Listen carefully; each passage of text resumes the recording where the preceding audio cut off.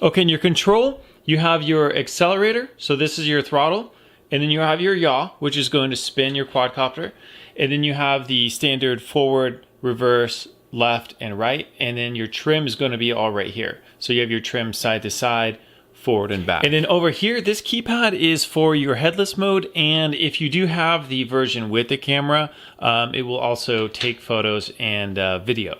So right here, this one doesn't have the camera. So these two controls are not going to do anything, but the top and the bottom are going to be your headless mode. So if you want to put it in headless mode, hold this down, it's going to start beeping.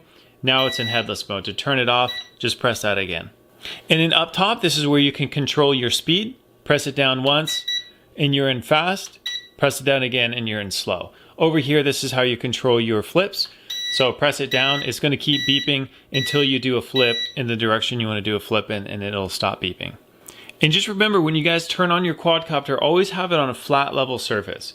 So I'm going to turn on my control, flip my quadcopter on, and then go ahead and bring the throttle all the way up and down. And now it's ready to go. X31 foldable drone handles like a larger quadcopter without the twitchy feeling that a lot of other nano quadcopters have. In a slow setting, I think beginner flyers will really like the handling of this quad. Switch the X31 to fast mode and this thing can get going fast. Even with 5 mph winds, the X31 was very stable and easy to control outside. The frame of the X31 feels very durable even with the foldable arms, and I've noticed the arms tucking in after a crash, which helps reduce damage. Even if the arms are not all the way extended, this drone can actually still fly as long as the blades are not touching.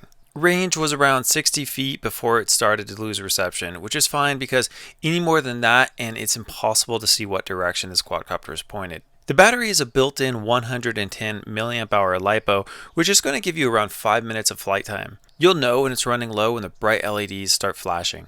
Flips can be performed really easily with just the press of the top button and the flick of the stick in the direction you want to flip in.